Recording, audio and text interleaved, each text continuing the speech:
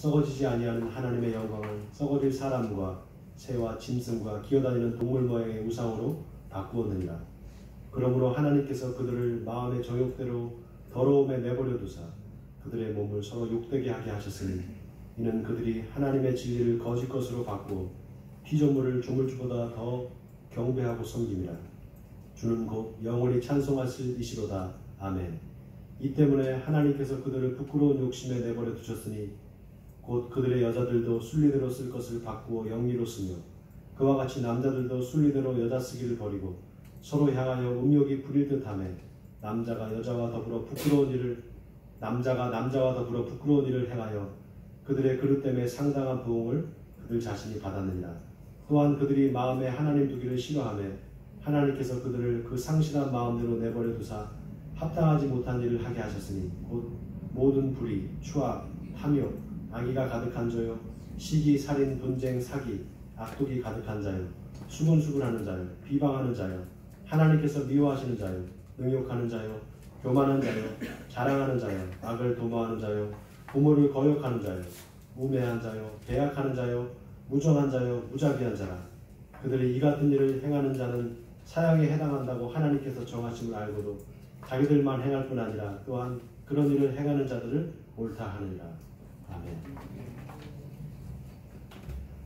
네, 잠시 광고 말씀을 먼저 드리겠습니다. 본격적인 장마철이 시작된 것 같습니다. 여러분 특별히 건강에 유의하시기 바랍니다.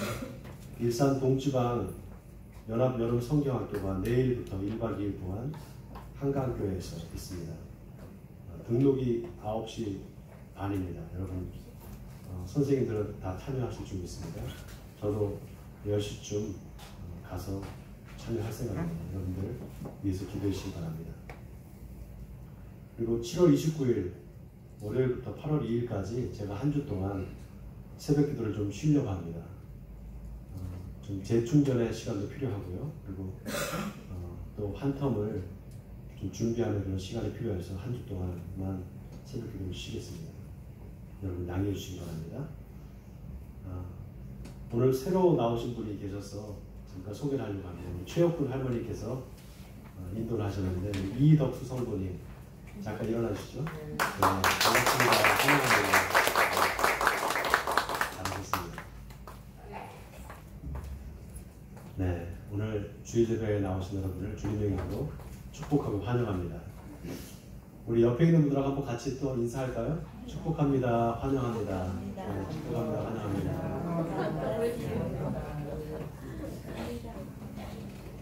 네, 오늘 다 왔는데 다 오셨는데 우리 아들만 안 왔네요. 내가 한 마디 찾아봐도 없어. 아들 자랑하려고. 자식 마음대로 안 된다고요. 그렇게 오라고 해도 안 오고 깨워도 안 일어나고 참. 이제 고등학교 1학년인데 너무 말씀을 드려서 어떻게 하겠습니까? 네. 오늘은 불의로 진리를 막는 사람들이라는 제목으로 여러분과 함께 은혜를 나누려고 합니다. 계속해서 로마서 강해를 하고 있는데요. 첫 번째 시간에 복음에 대해서 사도 바울이 하나님의 복음에 대해서 이야기를 했습니다. 하나님의 복음이 누구에 관한 이야기라고요? 예수 그리스도에 대한 이야기다. 하나님의 복음은 예수 그리스도에 대한 이야기다라고 첫 번째 시간에 말씀드렸고요. 두 번째 시간에는 복음을 부끄러워하는 사람들이라는 제목으로 설교를 했습니다. 복음을 부끄러워한다는 것이 뭐냐? 자기가 예수 믿는다는 것을 숨기고 예수 믿는다는 것을 이렇게 남한테 알리지 않고 그냥 조용히 신앙생활 하는 거. 그거를 복음 부끄러워하는 자들이다 이렇게 말씀드렸습니다. 그래서 우리가 좀 예수 믿는 사람들이 조금 세상 사람들과 삶이 달라져야 됩니다. 세상 사람들과 똑같이 살면 안 됩니다. 조금 우리 예수 믿는 사람들은 경건한 삶을 살아야 되고요. 또 너무 많은 욕심을 내서는 안 됩니다. 좀 구별된 삶을 살아야 하나님께서 그 믿지 않는 사람들을 통해서 또 우리 삶을 믿지 않는 사람들이 보면서 하나님을 믿게 되는 것입니다. 여러분 바라본데 여러분의 삶이 예수 그리스도 안에서 변화된 삶이 되기를 주님의 이름으로 축원을 드립니다. 자, 오늘 로마서 강의 세 번째 시간인데요. 오늘 본문은 하나님을 믿지 않는 사람들, 하나님을 믿지 않는 사람들이 왜 믿지 않는가, 거기에 대해서 사도 바울이 이야기를 하고 있습니다. 믿지 않는 사람들이 믿지 않는 이유가 외부에 있는 것이 아니라 바로 자기 자신한테 있다는 사실을 사도 바울이 지적을 합니다. 그러면서 반박할 수 없는 논리를 이야기를 합니다. 믿지 않는 사람들이 나중에 심판을 받을 때 하나님 앞에 가서 내가 몰라서 못 믿었습니다. 누가 나한테 전해주는 사람이 없어서 내가 못 믿었습니다. 이렇게 반박할 수 없도록 사도 바울이 아주 철저한 논리로 오늘 이 본문에서 이야기를 하고 있습니다. 안 믿는 사람들이 잘하는 이야기가 있죠. 하나님을 나한테 좀 보여줘봐라. 그럼 내가 믿겠다. 그렇게 안 믿는 사람들이 자주 그런 얘기를 합니다. 근데 여러분, 하나님을 그 사람들이 보면 하나님을 믿게 될까요? 여러분 어떻게 생각하세요? 하나님이 그들 앞에 나타나서 나를 믿어라 그러면 그들이 믿게 될까요? 요한복음 1장 9절에서 사도 요한은 이렇게 말합니다. 세상에 와서 각 사람을 비추는 빛이 있었나니 그가 세상에 계셨으며 세상은 그로 말미암아 지은 바 되었으되 세상이 그를 알지 못하였고 자기 땅에 오매 자기 백성이 영접하지 아니하였다. 이렇게 말합니다. 이 얘기가 누구에 대한 이야기입니까? 여러분? 예수 그리스도에 대한 이야기죠.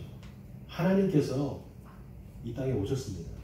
하나님께서 사람의 몸을 믿고 이 땅에 오셨어요. 그런데 사람들이 그를 알아보지 못했다는 겁니다. 여러분, 우리 눈에 보이지 않는 하나님을 어떻게 우리가 믿을 수 있을까요? 하나님은 눈에 보이지도 않고 또 소리도 들리지 않는데 어떻게 우리가 하나님을 믿게 될까요? 하나님이 오셨기 때문입니다. 하나님이 오셔서 자기 자신을 온전히 우리에게 드러내 보여주셨기 때문에 우리가 믿을 수 있는 겁니다. 말씀이 육신이 되어 우리 가운데 거하시매 우리가 그의 영광을 보니 아버지의 독생자의 영광이요 은혜와 진리가 충만하더라. 요한복음 1장 14절 말씀이죠.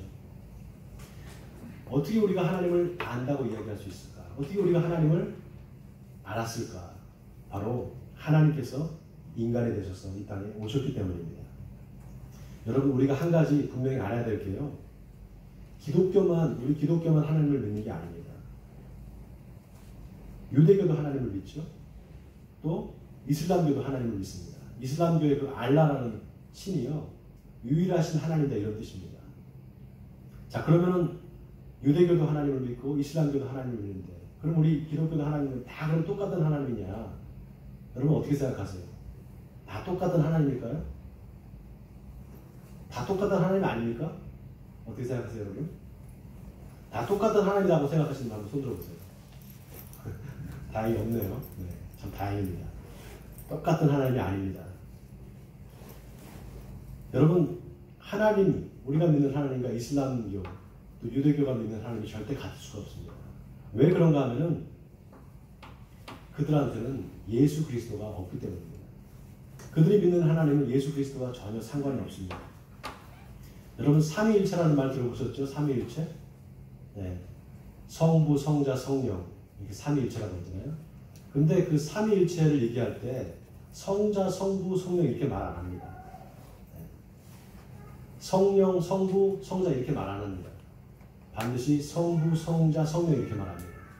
그 중심에 누가 있는가? 성자 예수 그리스도가 있습니다. 그래서 이 삼위일체도 예수 때문에 생긴 겁니다. 예수가 없는 기독교, 예수가 없는 하나님은 이상한 하나님입니다. 반드시 그 중심에 예수가 있단 말이죠. 가이사라 빌립보에서 예수님께서 제자들에게 이렇게 묻습니다. 너희는 나를 누구라 하느냐? 이렇게 물어볼 때 베드로가 뭐라고 대답을 합니까? 주는 그리스도시요 살아계신 하나님의 아들이십니다. 이렇게 말하죠. 사실 이 베드로의 고백에서부터 기독교가 시작됐다고 해도 과언이 아닙니다. 왜냐하면 베드로가 이 말을 하자마자 예수님이 뭐라고 하시는가 하면 곧바로 너는 베드로라. 내가 이 반석 위에 내 교회를 세우리니 음부의 권세가 이기지 못하리라. 이렇게 말씀하시단 말이죠.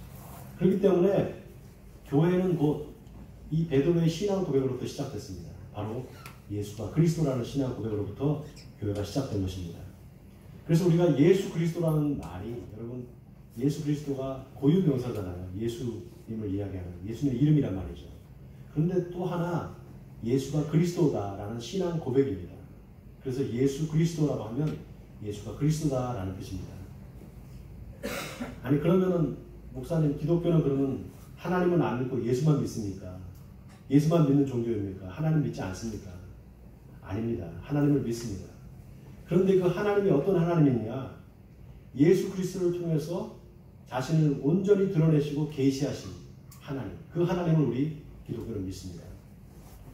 그래서 주는 그리스도시요 살아계신 하나님의 아들입니다라는 이 고백이 참 의미심장합니다. 특별히 하나님의 아들이다라는 이 고백이 아주 중요한 말입니다. 여러분 하나님의 아들이라는 게 무슨 뜻일까요? 하나님의 아들. 우리가 예수가 하나님의 아들이라고 그러는데 왜 하나님의 아들이라고 그럴까요? 여러분 아들이 있으면 누가 있죠? 아들이 있으면 아버지가 있죠.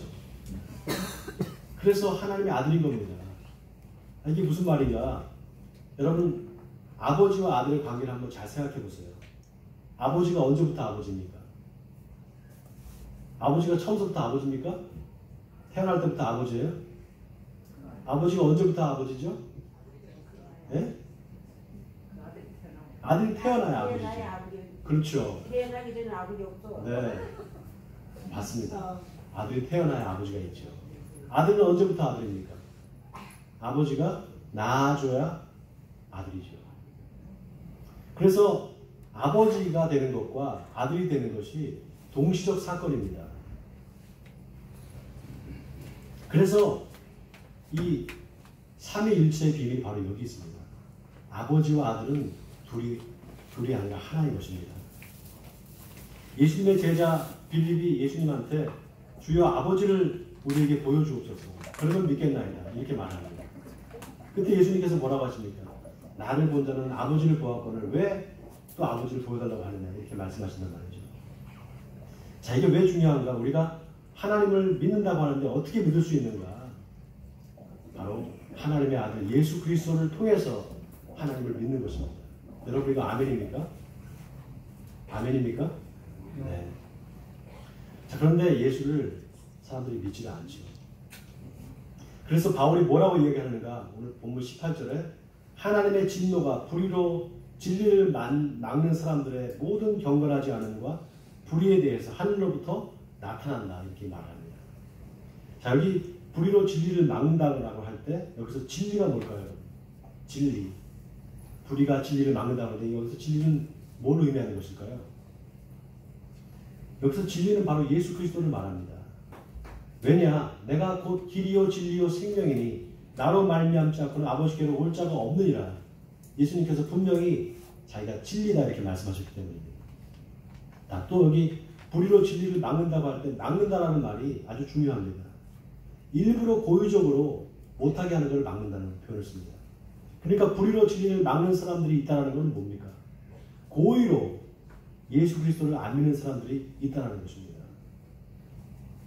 자, 그 사람들의 특징이 두 가지로 나타납니다. 첫 번째는 경건하지 않음으로 나타나고 두 번째는 불의로 나타납니다. 경건하지 않음이라는 것은 하나님을 인정하지 않는 것입니다. 하나님의 존재를 믿지 않고 하나님께 예배하지 않는 것을 여기서 경건하지 않음으로 표현했습니다. 그 다음에 불의라는 것은 이웃과의 관계에서 죄를 짓는 것을 이야기합니다. 그러니까 이건 도덕적인 범죄를 이야기하는 것이죠. 자, 이렇게 하나님의 진노가 이런 경건하지 않은 사람들, 또 불의한 사람들에게 나타난다는 겁니다. 자, 그런데 나타난다는 이 표현이 현재 진행형으로 썼습니다. 그래서 이게 무슨 뜻인가? 하나님의 진노가 나타난다. 하나님의 진노가 무슨 번개불이 쳐가지고 불의한 사람들을 막 번개를 맞게 해서 죽게 한다 이런 뜻이 아닙니다. 하나님의 진노가 하나님의 보좌로부터 나온다 이 뜻입니다. 그런데 어떻게 나타나느냐? 지금 현재 진행형으로 나타난다고 합니다. 이게 무슨 말인가? 하나님의 진노가 마지막 심판 때 그 사람들을 심판하는 것으로만 나타나는 것이 아니라 지금 현재에도 계속해서 나타나고 있다는 것입니다. 자, 그럼 어떻게 나타나고 있는가? 자, 오늘 24절을 보세요. 본문 24절에 보면 그러므로 하나님께서 그들을 마음의 저욕대로 더러움에 내버려 두사 그들의 몸을 서로 욕되게 하셨다. 또 26절에 보면 이 때문에 하나님께서 그들을 부끄러운 욕심에 내버려 두셨다. 또 28절에 보세요. 또한 그들의 마음에 하나님 두기를 싫어하며 하나님께서 그들을 그 상실한 마음대로 내버려 두사. 자, 내버려 두었다는 이 표현을 계속해서 반복해서 합니다. 누구를 내버려 두었는가? 고의로 예수를 안 믿는 사람들을 그렇게 안 믿도록 내버려 두었다는 겁니다. 그리고 안 믿으로 말미암아 하나님께 심판을 받도록 그대로 내팽개쳤다 이런 뜻입니다.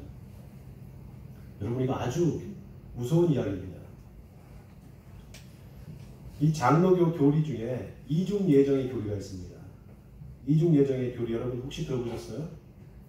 하나님께서 선택한 사람이 있고 하나님께서 버린 사람이 있다는 겁니다. 그래서 선택과 유기에 이 두 가지를 하나님께서 예정하셨다고 해서 이중 예정입니다.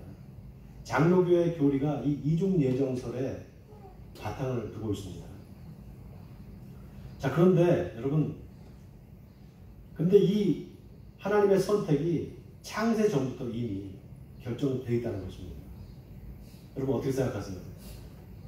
창세 전에 하나님께서 세상을 창조하기 전부터 이미 천국 갈 사람, 지옥 갈 사람을 정해놨다는 겁니다. 우리 교회에 장로교 목사님들이 몇 분 계셔서 제가 좀 조심스러운데요. 네. 오해 말고 들으시기 바랍니다. 자, 이 장로교의 이중 예정 교리가 사실 굉장히 많은 사람들을 시험에 들게 합니다. 여러분 한번 생각해 보세요. 하나님이 죽어서 천국 갈 사람, 지옥 갈 사람 미리 정해놨다. 그것도 창세 전부터 정해놨다고 한다면 그러면 하나님을 믿지 않는 사람들, 하나님께 선택받지 않는 사람들은 이렇게 생각하지 않겠습니까? 어차피 내가 하나님의 선택을 못 받았는데 그럼 내가 지옥 갈 텐데 하나님 믿어서 뭐 할까? 안 믿지 뭐 그냥 나 지옥 가고 말지 뭐 이렇게 생각하지 않겠습니까? 만약에 그렇다면 하나님께서 그렇게 선택해서 지옥 보낼 사람을 미리 선택했다면 그러면 하나님께서 그 사람들을 심판하면 안 되죠. 그렇지 않습니까? 하나님 왜 그 사람들을 심판해서 지옥에 보내요? 원래부터 그럼 정했으면 그럼 심판을 하지 말았어야지. 기회도 주지 않고 무조건 심판을 한다. 그러면 어떻게 하나님이 공의로운 하나님이 되겠습니까? 지난주 목요일에 제가 제 친구들하고 초등학교 동창들하고 1박 2일로 저기 강원도에 원주에 여행을 갔다 왔어요. 제 친구들 이제 4명이 부부 동반해서 8명이 갔었는데 왜 갔는가 하면요. 그 친구 중에 암에 걸린 친구가 있어요. 그래서 병원에서 얼마 못 산다 그런 이제 판결을 받은 친구가 있습니다. 그래서 친구들끼리 마지막 여행이 될 수 있으니까 한번 우리 같이 가자. 그래서 갔습니다. 근데 같이 간 친구들이 저를 빼놓고 다 예수를 안 믿어요. 다 안 믿는 친구들인데 제가 그날 밤에 새벽 3시까지 신앙 상담을 해줬어요. 굉장히 그 안 믿는 친구들인데 다 의문이 있는 거예요. 질문들이. 근데 그 중에 그 암투병하는 친구가 저보고 얘기를 하는데 자기가 교회를 열심히 다녀보려고 애를 많이 썼다는 거예요. 그래서 교회에서 하는 여러 가지 새신자 프로그램을 한 번도 안 빠지고 3년 동안 다 참석을 했답니다. 그런데 교회에서 교육을 받으면서 목사님이 하나님의 선택이라는 게 있다. 선택받은 사람이 있고 선택 못 받은 사람이 있다. 이거를 계속 강조하더라는 겁니다. 그런데 그때 또 자기를 교회로 인도한 친구가 있었는데 그 친구가 자기한테 사기를 치고 도망을 갔대요. 그러다 보니까 자기를 인도한 친구가 그러니 그때 시험이 들어가고 교회를 그만두면서 그런 생각을 했대요. 아, 하나님이 나를 선택했다는 거 이거 나는 선택 못 받는 사람인가 봐. 그래서 나는 아무래도 교회하고 인연이 없는가 봐. 그리고 교회를 안 다니게 된다는 겁니다. 참, 여러분 기가 막힌 노릇이죠. 그래서 제가 그 친구한테 그랬어요. 예수님이 예수 믿는 사람들만 위해서 십자가에 돌아가셨나? 여러분 어떻게 생각하세요? 예수 믿는 사람들만을 위해서 십자가에 돌아가셨을까요? 예수님이? 아니죠. 예수님은 모든 사람들을 위해서 십자가에 돌아가신 겁니다. 모든 사람들의 죄를 다 사해 주시기 위해서 십자가에 돌아가신 거예요.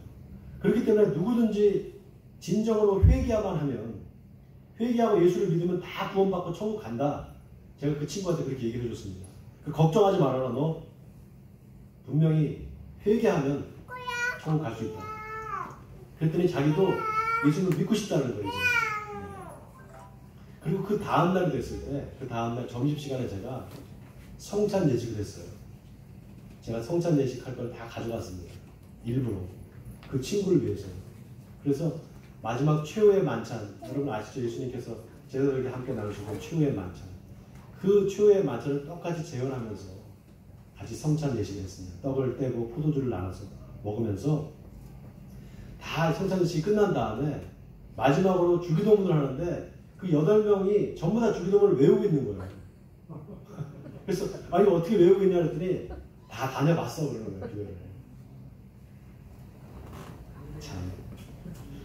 그런데 너무 여러분 놀라운 게 뭔지 아세요? 그 성찬 예식 끝나고 난 다음에 빵이 좀 남아 있었습니다. 빵이. 근데 그 암혈의 친구가 그 빵을 다 먹는 거예요. 맛있다 그러면서. 여러분 암 환자들이 항암 치료를 하면 입맛이 하나도 없습니다. 근데 그 빵이 그렇게 맛있다 그러면서 다 먹는 거예요. 하나도 남김없이 다 먹었어요. 그래서 제가 그거 보면서 야, 너 이제 살겠다. 너 이제 살 수 있겠다. 예수님이 인자의 살을 먹고 인자의 피를 마시지 않으면 그 안에 생명이 없느니라 했는데 너는 이제 인자의 피를 마시고 예수님의 피와 살을 먹었으니까 너는 이제 살 수 있다. 예수님의 생명이 네 안에 있다. 그러니까 너 이제 죽고 싶어도 네 마음대로 못 죽어. 그리고 죽어도 예수님이 다시 살려줄 거야. 너. 그랬더니 그 말에 굉장한 위로를 받는 거예요. 네, 너무 좋아하더라고요. 여러분 하나님이 누구를 선택하고 누구를 버렸다. 여러분 그거 아닙니다. 그거 아닙니다. 사실은 그 반대입니다. 하나님이 우리를 버리는 게 아니라 우리가 하나님을 버리는 겁니다. 우리가 예수님을 버려버리는 거예요. 예수님의 십자가 사건이 바로 그겁니다. 호산나 다윗의 자손이여 하면서 예수님께서 그 예루살렘 성으로 입성할 때 그 수많은 군중들이 말이죠. 예? 종려나무 가지를 꺾어가지고 흔들면서 호산나 다윗의 자손이여 얼마나 열광을 했습니까? 그런데 그 수많은 군중들이 갑자기 돌변을 해갖고 예수를 십자가에 못 박아 죽이라고, 죽여버리라고 그렇게 외칠 거 보십시오. 하나님이 우리를 버리는 게 아니라 우리가 하나님을 버려버리는 것입니다. 누가 예수님을 십자가에 못 박았느냐? 바로 저와 여러분이 십자가에 못 박아버린 겁니다. 그런데 놀랍게도 하나님은 그 십자가 사건을 통해서 우리 모든 사람들의 죄를 다 구원하신답니다. 여러분 이게 하나님의 놀라운 섭리입니다. 그래서 누가 천국에 가느냐? 예수 믿는 사람이 천국 갑니다. 누가 지옥에 가느냐? 예수를 안 믿는 사람이 지옥 갑니다. 예수를 못 믿는 게 아니라 안 믿는 사람, 고의로 믿지 않기로 작정한 사람, 그 사람이 지옥에 가는 것입니다. 하나님이 우리한테 구원의 초청장을 다 보냈어요. 모든 사람한테 구원의 초청을 다 보냈습니다. 다 구원받을 수 있다고. 믿기만 하면, 예수가 우리의 죄를 위해서 돌아가셨다는 사실을 믿기만 하면 다 구원받을 수 있습니다. 단 거기에 조건이 있습니다. 회개해야 됩니다. 회개. 내가 죄인이라는 사실을 하나님 앞에 회개하면 그때 하나님께서 우리를 구원해 줄 줄 믿습니다. 그런 의미에서 오늘 본문 19절이 아주 의미심장한 말입니다. 예수 믿지 않는 사람들이 왜 믿지 않느냐? 그 이유를 이야기하고 있습니다. 자, 19절을 보세요. 이는 하나님을 알만한 것이 그들 속에 보임이라. 하나님께서 이를 그들에게 보이셨느니라. 하나님을 안 믿는 사람들의 마음 속에 하나님을 믿을 만한 것이 있다는 겁니다. 하나님을 알 만한 것이 그 사람들한테 다 있다는 거예요. 이게 무슨 말인가? 여러분 우리 인간의 마음 속에 종교심이라는 게 다 있습니다. 종교심. 무엇을 믿고 싶은 마음이 다 있어요. 네. 여러분 그거 인정하십니까? 아무리 안 믿는 사람이라도요. 죽을 때가 돼보세요. 죽을 병에 걸려보세요. 뭔가 믿고 싶어 합니다.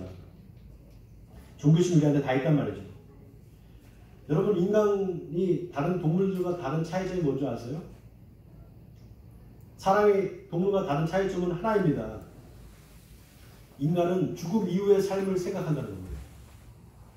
죽음 이후의 삶을 생각하는 존재가 바로 인간이에요. 이건 뭘 의미하는 것인가? 하나님이 우리를 창조하실 때 영원을 사랑하는 존재로, 그래서 영원을 사는 존재로 만드셨다는 겁니다. 바로 그 증거예요. 우리가 그 영원을 사랑한다는 것은. 그래서 오늘 사도 바울은 뭐라고 얘기하는가 하면은 본문 20절에서 창세로부터 그의 보이지 아니하는 것들 곧 그의 영원하신 능력과 신성이 그가 만드신 만물에 분명히 보여 알려졌나니 그러므로 그들이 핑계하지 못할지니라 이렇게 말합니다. 여러분 여기 핑계하지 못할지니라 이 말이 아주 의미심장한 말입니다. 내가 몰라서 못 믿었습니다. 하나님. 누가 나한테 전해주지 못해서 못 믿었습니다. 내 잘못이 아닙니다. 이런 핑계를 하지 못한다는 거예요. 하나님 앞에 가서. 여러분 참 놀라우게 사도 바울이 믿지 않는 사람들이 이미 하나님을 알고 있다고 얘기를 합니다. 하나님을 안다고 전제를 하고 있어요. 자 21절을 보세요.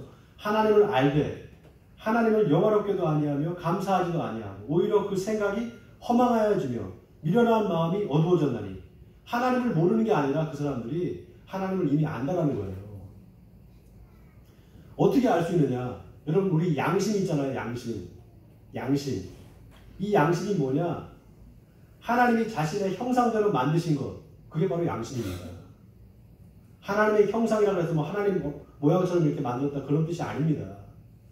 하나님은 지정의, 하나님의 인격적인 존재, 하나님의 성품을 닮아서 우리 인간도 인격적인 존재로 양심 있는 사람 존재로 만들어 주셨다는 겁니다. 그래서 그 양심대로 사는 사람, 종교가 없어도요, 양심대로 사는 사람은 이미 하나님을 아는 사람입니다. 지식적으로 하나님에 대해 지식이 없다 뿐이지 심정적으로는 이미 하나님을 아는 사람이에요. 그 사람들이. 그 밖에 또 뭐가 있는가? 자연이, 이 자연물이 하나님이 있다는 사실을 증명해 주고 있습니다. 여러분 꽃을 한번 보세요. 꽃. 지나가다가 길거리에 핀 그 들풀 같은 걸 하나 보세요. 아무것도 아닌 것 같은 그 들풀도 가만히 한번 자세히 관찰해 보세요. 얼마나 신묘망측하게 만들어졌는지 모릅니다. 그 안에, 그 조그만 꽃 안에 하나님의 창조의 섭리가 다 담겨 있어요. 그걸 보면서 우리는 하나님을 느낄 수가 있습니다. 하나님의 존재를 우리가 생각하고 알 수가 있다는 겁니다. 자, 이렇게 양심이나 자연을 우리가 좀 어려운 말로 일반 계시다 이렇게 말합니다. 여러분 계시라는 말은 뭔지 아시죠? 드러낸다 이런 뜻입니다. 하나님이 드러낸다. 그러니까 자연물을 통해서 또 우리 양심을 통해서 하나님이 계시다는 것을 우리에게 보여준다는 겁니다. 자, 그런 다음에 또 하나 특별 계시라는 게 있습니다. 그 특별 계시가 뭔가 하면 바로 하나님의 말씀, 성경입니다. 여러분 말씀이 육신이 돼서 오신 분이 누구죠? 말씀이 육신이 돼서 오신 분, 바로 예수 그리스도란 말이죠.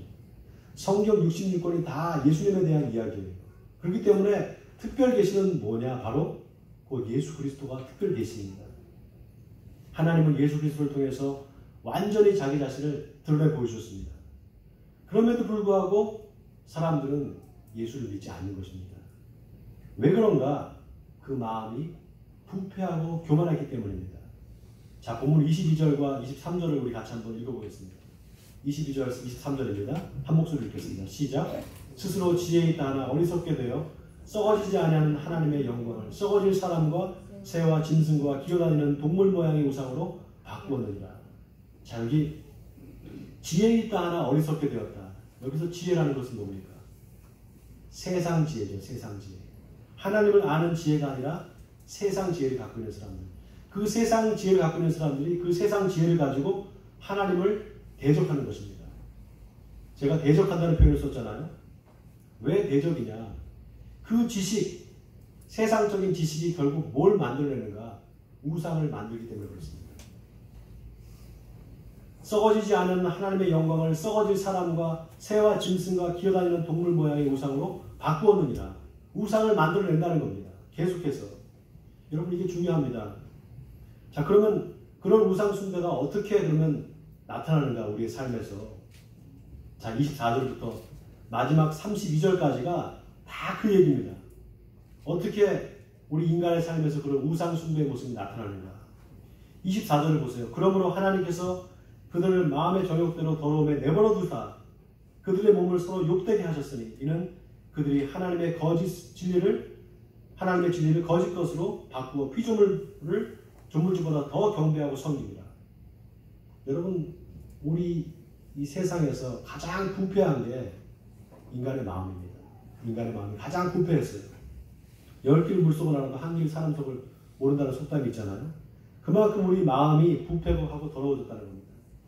그런데 예수 그리스도를 믿으면 뭐가 바뀌는가? 우리 양심이 회복이 됩니다. 가장 큰 변화가 그거예요. 예수를 진정으로 믿으면 우리 양심이 회복이 돼요. 그래서 예수 믿는 사람들 중에 저 사람은 예수를 믿는 사람인데 왜 저렇게 양심이 없어? 그런 말을 듣는 사람이 있다면 그 사람은 예수 믿는 사람이 아닌 겁니다. 진짜 예수를 믿는 사람이 아닌 거예요. 가짜입니다. 그런 사람은 결국에 가서 양심이 부패한 사람은 결국에 가서 어떻게 되는가? 믿다가 나중에 반드시 다른 길로 빠지게 됩니다. 결국 구원에 이르지 못합니다. 여러분, 우리가 예수를 믿기만 하면 구원받잖아요. 그죠?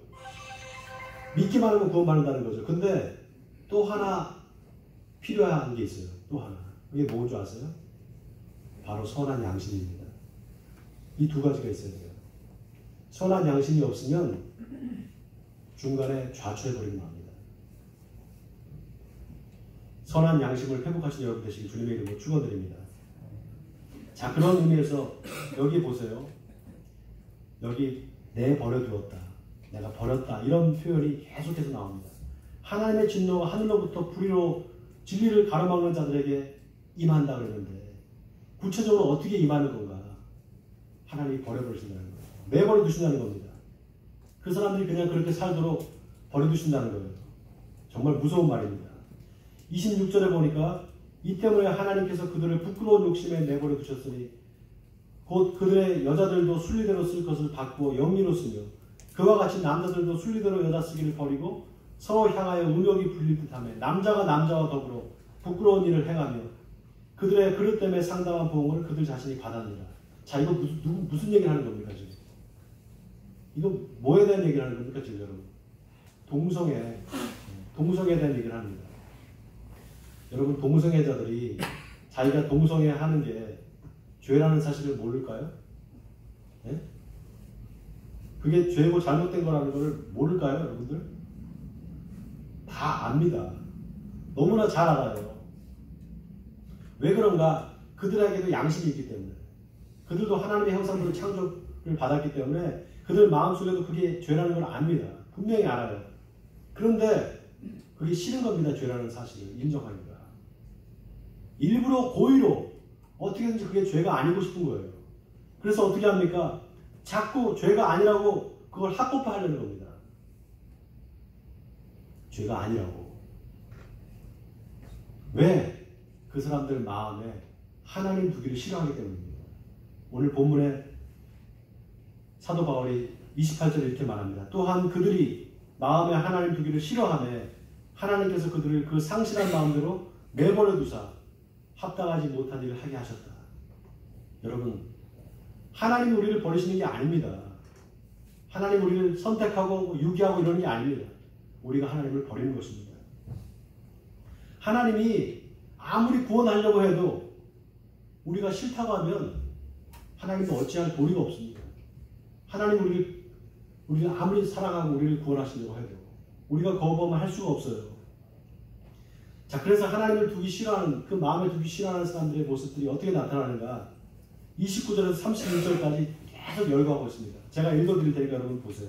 곧 모든 불의, 추악, 탐욕, 악의가 가득한 자요, 시기, 살인, 분쟁, 사기, 악독이 가득한 자요, 수군수군하는 자요, 비방하는 자요, 하나님께서 미워하시는 자요, 능욕하는 자요, 교만한 자요, 자랑하는 자요, 악을 도모하는 자요, 부모를 거역하는 자요, 우매한 자요, 배약하는 자요, 무정한 자요, 무자비한 자니라. 자, 여기 재밌는 표현이 있습니다. 30절에 하나님께서 미워하시는 자요. 자, 여기 하나님께서 미워하신다는 의미가 원문을 찾아보니까 하나님의 미워하시는 자 이렇게 나와 있습니다. 여기는 두 가지 뜻이 있다고 주석에 나와 있는데요. 하나님이 미워하시는 자라는 뜻이 있고요. 첫 번째는. 두 번째는 하나님을 미워하는 사람. 이 두 가지 뜻이 다 같이 있습니다. 이게 서로 연결되어 있습니다. 여러분, 하나님을 미워하고 하나님을 싫다는 사람을 하나님이 어찌할 도리가 없어요. 그런 의미에서 신앙은, 우리 기독교 신앙은 반드시 책임이 따릅니다. 여러분 이거 잘 들으세요. 우리 기독교 신앙에는 반드시 책임이 따릅니다. 하나님이 지옥 갈 사람을 미리 선택해놓고 죽으면 지옥을 보내는 게 아니라 인간 스스로 멸망의 길로 간다는 것입니다. 다시 말하면 하나님께서 끊임없이 우리에게 회개할 기회를 주시는데 그것을 거부한다는 것입니다. 자, 이제 마지막 다 같이 32절을 우리 같이 한번 읽겠습니다. 32절입니다. 시작. 그들이 이 같은 일을 행하는 자는 사형에 해당한다고 하나님께서 정하심을 알고도 자기들만 행할 뿐 아니라 또한 그런 일을 행하는 자들을 옳다 하니라. 여러분 요한복음 14장 21절에서 예수님은 이렇게 말씀하셨습니다. 나의 계명을 지키는 자라야 나를 사랑하는 자니 나를 사랑하는 자는 내 아버지께 사랑을 받을 것이요 나도 그를 사랑하여 그에게 나를 나타내리라. 여러분 하나님은 예수님을 통해서 당신이 어떤 분인지를 다 보여주셨습니다. 이미. 그래서 우리는 하나님을 모르는 게 아닙니다. 우리 양심이 우리를 증거하고 있고 자연물이 하나님이 계시다는 것을 증명하고 있습니다. 그래서 우리 마음에 양심이 있기 때문에 불쌍한 사람들을 보면 도와주고 싶은 마음이 생기는 겁니다. 그런데 그런 사람을 봐도 전혀 내 마음에 움직임이 없고 오직 나만 생각하고 이기적인 생각만 한다. 그러면 그 사람은 아직까지 하나님을 믿는 사람이 아닙니다. 그러나 하나님을 믿지 않더라도 교회를 다니지 않더라도 그 마음속에 착한 마음이 있어서 불쌍한 사람들을 보면 도와주고 싶고 그 양심이 발동하는 사람 그 사람은 사실 하나님에 대한 지식은 없다 뿐이지 이미 하나님을 아는 사람이라고 말할 수 있습니다. 그래서 교회를 다니지 않지만 익명의 그리스도인들이 참으로 많습니다. 반면에 하나님을 믿는다고 하지만 누가 어려움을 당해도 마음을 닫아버리고 자기만 생각하는 사람 양심에 따라서 행동하지 않는 사람 그 사람은 하나님을 믿는다고 하지만 아직 하나님을 알지 못하는 사람입니다. 예수님의 제자 빌립이 예수님한테 아버지를 보여달라고 할 때 예수님이 뭐라고 했습니까? 나를 봤으면 아버지를 봤거늘 또 왜 아버지를 보여달라고 하느냐 이렇게 말씀하시면서 뭐라고 하시는가 하면 내가 아버지 안에 거하고 아버지께서 내 안에 계심을 믿으라. 그렇지 못하겠거든 그 일로 말미암아 그 행하는 일로 말미암아 나를 믿으라 이렇게 말씀하십니다. 여러분 우리가 예수를 믿는다는 것은 바로 예수의 삶대로 따라가는 것입니다. 예수님이 행하신 것을 따라 행하는 것입니다. 원하기는 진리이신 예수 그리스도를 따라 사시는 여러분 되시길 바랍니다. 그래서 저와 여러분을 통해서 믿지 않는 사람들이 예수 그리스도를 믿게 되는 놀라운 역사가 있게 되기를 주님의 이름으로 간절히 축원드립니다. 자, 이 시간 같이 한번 우리 기도하기 원합니다. 하나님, 우리가 지금까지 예수를 믿는다고 했지만 그 예수 믿는다는 이름만 있었지 행위가 없었다는 이 시간 회개합니다. 온전한 예수 믿는 자의 삶이 회복되게 해주시옵소서. 우리의 양심이 회복되게 해주시옵소서. 그래서 하나님을 온전히 믿게 해주시옵소서. 이렇게 한번 우리 하나님 앞에 결단 기도하겠습니다. 기도하시겠습니다. 하나님 아버지, 우리에게 선한 양심을 주시고 또 그 양심대로 살 수 있는 믿음을 주신 것 감사드립니다. 하나님의 형상으로 창조된 인간들은 그 마음에 선한 양심이 있는 줄 믿습니다. 예수를 믿지 않는 사람인지 일지라 하더라도 그들에게는 이미 하나님을 알 만한 아버지 그 무엇인가가 있는 줄 믿습니다. 그러나 그들이 하나님을 믿지 않는 것은 그들의 마음의 부패함 때문이요